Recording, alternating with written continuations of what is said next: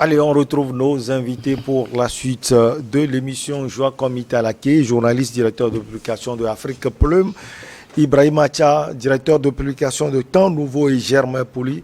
Lui, il est directeur de publication de Togo Réveil. On va à Kinshasa, en République démocratique du Congo. C'est toute une génération de musique, de la musique congolaise qui est en train d'être décimée par une série de décès tragiques. Ce samedi 10 décembre 2022, la RDC tout entière a connu un réveil triste en apprenant la nouvelle du décès de Tchala Moana, musicienne icône du pays. Elle a rendu l'âme à Kinshasa à l'âge de 64 ans. Les causes de sa mort ne sont pas encore révélées. Chanteuse, productrice, danseuse et femme politique plus tard dans la vie, Tchala Moana est l'une des figures emblématiques qui a contribué à la modernisation du folklore des peuples Luba au Kasaï en République démocratique du Congo. Alors, Joachim Italaké, qu'est-ce qu'on peut retenir de cette dame? On dit qu'elle est devenue femme politique également. On l'a vu plus sur les scènes africaines. Une dame non seulement charmante, mais elle est tout simplement pleine de talent.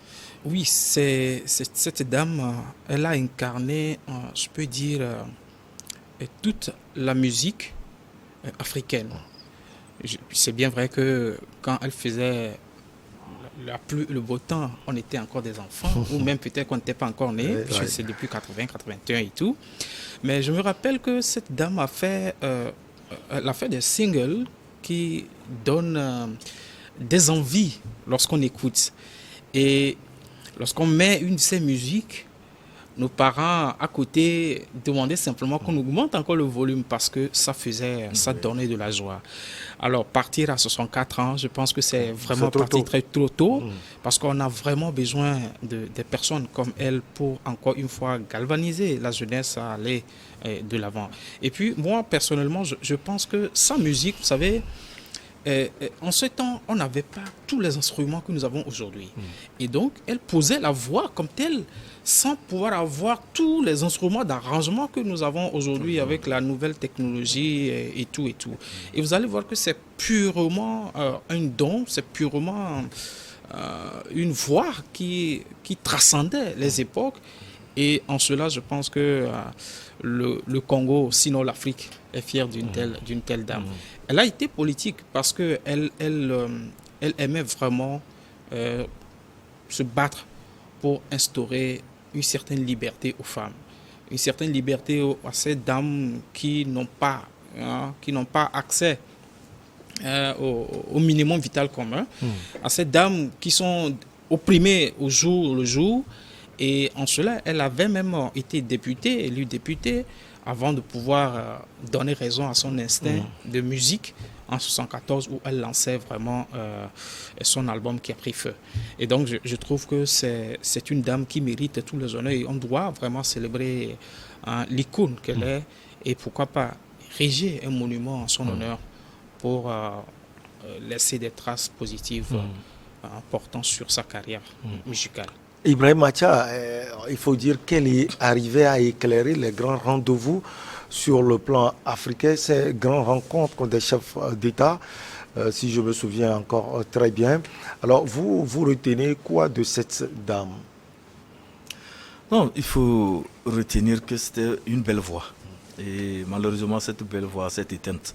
C'était une belle voix de la musique africaine. Je dis la musique africaine parce que c'est vrai qu'elle fait du mutuashi, qui est une danse, disons, traditionnelle en pays kasaï. Mais au fil du temps, cette musique a été adoptée par toute l'Afrique, à côté de la rumba congolaise. La rumba congolaise. Mais elle avait cette particularité de chanter dans ses chansons. On se reconnaissait en tant qu'Africain, même si on ne comprenait pas le lingala, mais les timbres de voix, la façon dont les intonations aussi allaient, ça nous rappelle un peu les chansons en Afrique. Ouais. Et même, pourquoi pas, dans notre cher pays, le Togo. Vous savez, quand l'Africain chante, il y a des particularités là, il y a des similitudes plutôt. Ça fait que vous vous retrouvez, même si vous ne comprenez pas ce que la personne dit, vous vous retrouvez dedans. Si c'est de la mélancolie, vous voyez comment la voix va, si c'est l'amour qu'elle chante, vous voyez aussi comment la voix aussi porte. Si c'est en tout cas une chanson de rage, de haine, tout ça là, c'est propre à l'Africain. Nous avons des réflexes là qui sont presque communs à la race noire. Et quand vous êtes en face d'une chanson produite par un Africain, vous vous retrouvez. Et ce qui vraiment m'a beaucoup bouleversé parce que je me rappelle, on était tout petit quand il y avait de ces rencontres des chefs d'État parfois. Elle venait au banquet, elle chantait. Et ce qui me plaisait beaucoup, c'est sa façon particulière de danser. C'est-à-dire non seulement elle a une très belle voix, mais elle dansait aussi très bien. Les dérangements, et ses jupes aussi particulières avec les fentes choses. Voilà. Extravagante. Non, c'est ça l'art. C'est ce qu'on appelle l'art. Tu étais tout jeune à l'époque. Oui, mais c'est de l'art. Laissons le côté pernicieux ou bien vicieux de côté, mais c'était de l'art et vraiment on aimait bien écouter Tchala Moana, sans oublier, parce que à chaque fois qu'elle chantait, il y avait elle réservait un temps là, ça c'est pour adultes, où elle exhibait ce qu'il ne fallait pas exhiber, vous comprenez? Donc ça, et tout ça là c'est Tchala Moana. Et quand on dit Tchala Moana, tout le monde est en transe, chacun veut vraiment assister à sa prestation. Voilà ce qui a caractérisé la dame. Elle chantait très bien et surtout qu'elle a eu à danser pour la regrettée Betty Masekini. Elle a dansé aussi pour Bongo Love. Donc c'était vraiment une artiste accomplie. Et il y avait quand même une petite histoire, et c'est Jacob Desvarieux qui le racontait. Vous savez que oui, le défunt qui le racontait. Et la dame, Tchala Moana, quoi qu'on dise, c'était une belle dame. Et Jacob a rencontré la dame à Paris.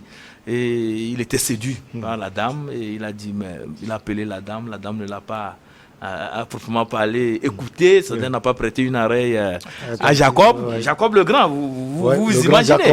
Et Jacob Desvarieux a dit, mais bon, il faut que je chante dans ma chanson en créole, je mette un petit mot lingala pour attirer l'attention de cette dame envers moi. Et c'est là où il a commencé par mettre un peu Amade, Makoko, tout le monde. Voilà, c'est un peu du lingala pour attirer l'attention de Tchala Moana. Et finalement... Mais finalement, la chanson a eu un succès spectaculaire, mais Tchala Moana n'a pas tombé dans la nappe. Donc voilà une petite histoire autour de Tchala Moana. C'est une belle dame. Et quand elle passe, vraiment, tout le monde voulait l'admirer. Et vraiment, sa voix aussi.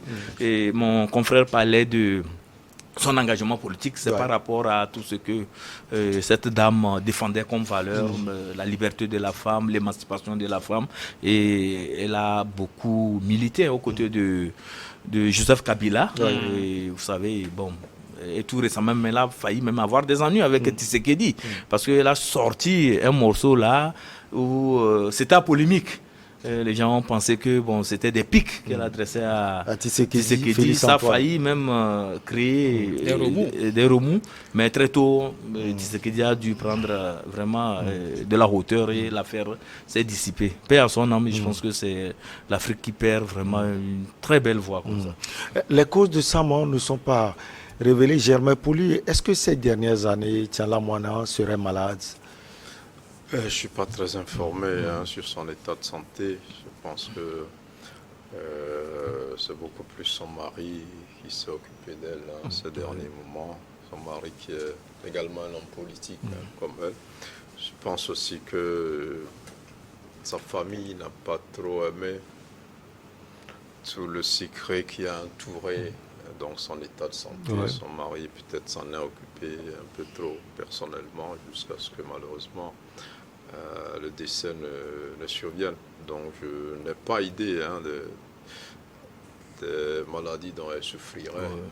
Maintenant, à son âge, c'est vrai qu'elle est partie un peu trop tôt. On espérait la voir vivre un peu longtemps, même si elle n'est pas très active musicalement. Elle a beaucoup chanté pour les hommes politiques là-bas, et elle produit également les jeunes artistes.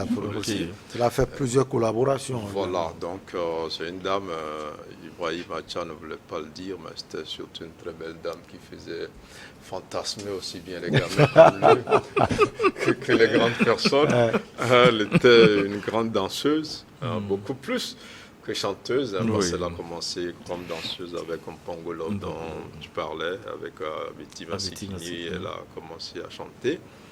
Et ici au Togo, je me rappelle à l'époque, nous avions des chanteuses comme Afia Mala, comme Nimotoki Lala, comme Fifi Rafiatou à l'époque, mais les icônes vraiment sur le plan africain, c'est Tchalamouana, il n'y a pas de grande fête africaine sans que ces chefs d'État-là la fassent venir avec sa façon de danser, de faire découvrir une partie de son corps. C'était un style unique qui va nous manquer. Moi, j'ai eu l'honneur de la rencontrer il y a pas 10 ans, il y a peut-être 7 ou 8 ans, à Kara lors des Evala.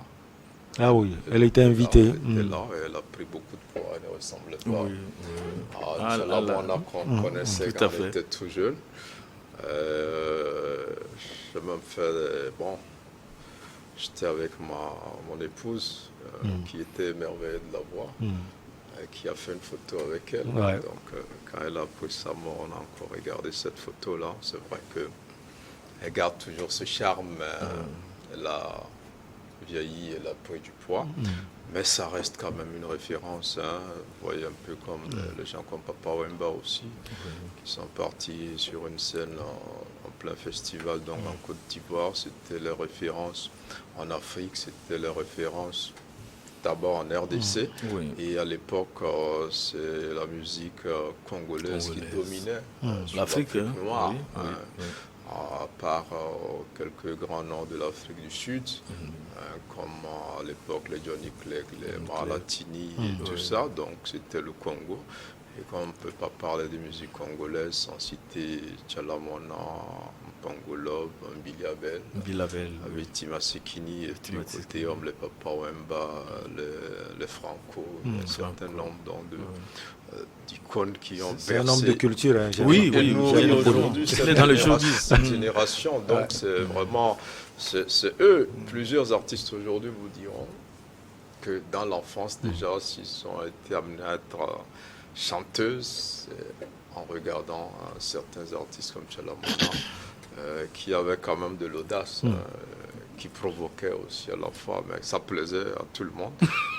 Elle savait le faire. Elle savait le faire. Aujourd'hui, vous verrez certaines filles se dénuder, ça choque les gens. Ça choque, mais elle le faisait avec élégance et avec un savoir-faire qui ne choquait pas. Ça ne choque pas.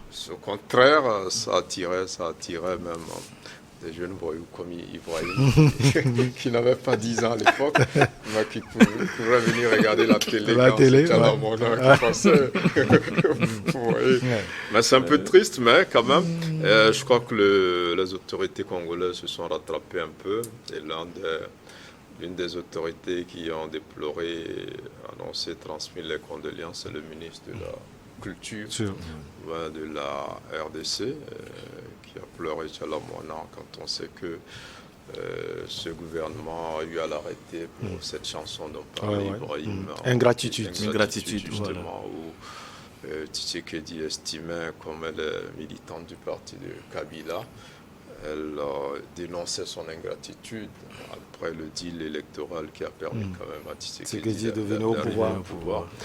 Ça avait créé un tollé et même les diplomates s'étaient mêlés pour dire qu'on ne devait pas étouffer la culture, qu'on devait laisser la culture s'exprimer. Ça fait quand même qu'elle a été libérée.